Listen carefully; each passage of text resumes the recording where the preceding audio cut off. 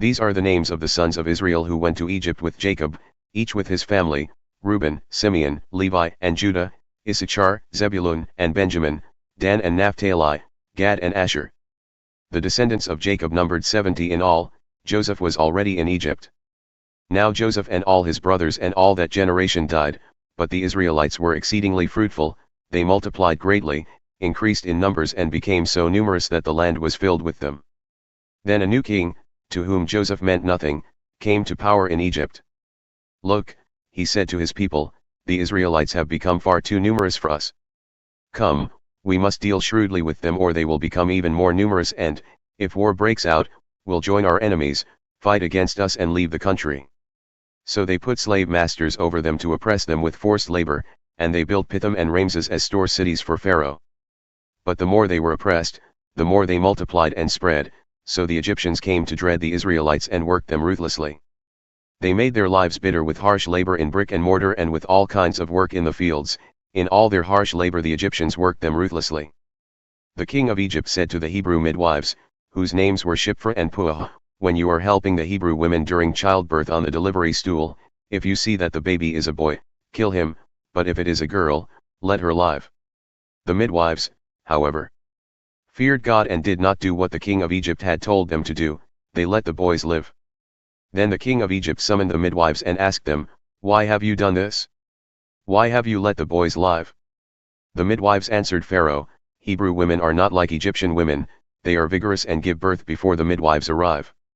So God was kind to the midwives and the people increased and became even more numerous. And because the midwives feared God, he gave them families of their own. Then Pharaoh gave this order to all his people, every Hebrew boy that is born you must throw into the Nile, but let every girl live. Now a man of the tribe of Levi married a Levite woman, and she became pregnant and gave birth to a son. When she saw that he was a fine child, she hid him for 3 months. But when she could hide him no longer, she got a papyrus basket for him and coated it with tar and pitch. Then she placed the child in it and put it among the reeds along the bank of the Nile. His sister stood at a distance to see what would happen to him. Then Pharaoh's daughter went down to the Nile to bathe, and her attendants were walking along the riverbank. She saw the basket among the reeds and sent her female slave to get it. She opened it and saw the baby. He was crying, and she felt sorry for him. This is one of the Hebrew babies, she said. Then his sister asked Pharaoh's daughter, shall I go and get one of the Hebrew women to nurse the baby for you? Yes, go, she answered. So the girl went and got the baby's mother. Pharaoh's daughter said to her, take this baby and nurse him for me, and I will pay you. So the woman took the baby and nursed him. When the child grew older, she took him to Pharaoh's daughter and he became her son. She named him Moses, saying, I drew him out of the water. One day, after Moses had grown up, he went out to where his own people were and watched them at their hard labor. He saw an Egyptian beating a Hebrew, one of his own people. Looking this way and that and seeing no one, he killed the Egyptian and hid him in the sand. The next day he went out and saw 2 Hebrews fighting.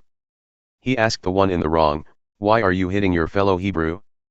The man said, who made you ruler and judge over us?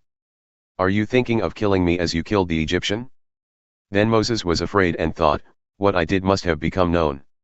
When Pharaoh heard of this, he tried to kill Moses, but Moses fled from Pharaoh and went to live in Midian, where he sat down by a well.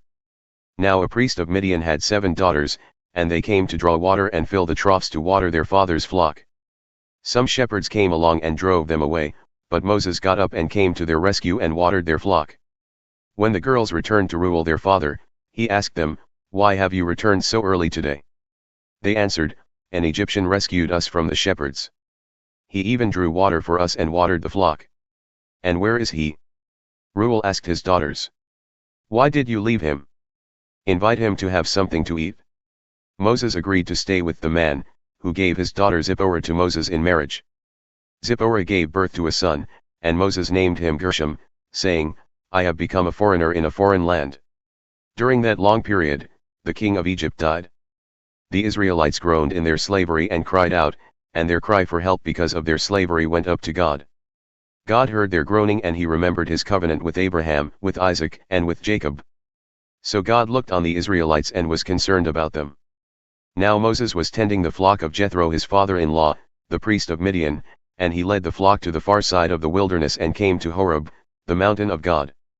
There the angel of the Lord appeared to him in flames of fire from within a bush. Moses saw that though the bush was on fire it did not burn up. So Moses thought, I will go over and see this strange sight, why the bush does not burn up. When the Lord saw that he had gone over to look, God called to him from within the bush, Moses, Moses. And Moses said, Here I am. Do not come any closer, God said. Take off your sandals, for the place where you are standing is holy ground. Then he said, I am the God of your father, the God of Abraham, the God of Isaac and the God of Jacob. At this, Moses hid his face, because he was afraid to look at God. The Lord said, I have indeed seen the misery of my people in Egypt. I have heard them crying out because of their slave drivers, and I am concerned about their suffering. So I have come down to rescue them from the hand of the Egyptians and to bring them up out of that land into a good and spacious land, a land flowing with milk and honey, the home of the Canaanites, Hittites, Amorites, Perizzites, Hivites, and Jebusites. And now the cry of the Israelites has reached me, and I have seen the way the Egyptians are oppressing them. So now, go. I am sending you to Pharaoh to bring my people the Israelites out of Egypt. But Moses said to God, Who am I that I should go to Pharaoh and bring the Israelites out of Egypt? And God said, I will be with you. And this will be the sign to you that it is I who have sent you. When you have brought the people out of Egypt, you will worship God on this mountain. Moses said to God, Suppose I go to the Israelites and say to them, The God of your fathers has sent me to you, and they ask me, What is his name? Then what shall I tell them? God said to Moses, I am who I am. This is what you are to say to the Israelites, I am has sent me to you. God also said to Moses, Say to the Israelites, The Lord, the God of your fathers, the God of Abraham, the God of Isaac and the God of Jacob, has sent me to you. This is my name forever. The name you shall call me from generation to generation.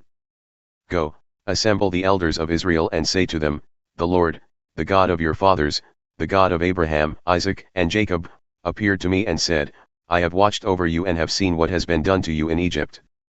And I have promised to bring you up out of your misery in Egypt into the land of the Canaanites, Hittites, Amorites, Perizzites, Hivites, and Jebusites, a land flowing with milk and honey. The elders of Israel will listen to you. Then you and the elders are to go to the king of Egypt and say to him, The Lord, the God of the Hebrews, has met with us. Let us take a 3-day journey into the wilderness to offer sacrifices to the Lord our God. But I know that the king of Egypt will not let you go unless a mighty hand compels him. So I will stretch out my hand and strike the Egyptians with all the wonders that I will perform among them. After that, he will let you go. And I will make the Egyptians favorably disposed toward this people, so that when you leave you will not go empty-handed. Every woman is to ask her neighbor and any woman living in her house for articles of silver and gold and for clothing, which you will put on your sons and daughters. And so you will plunder the Egyptians.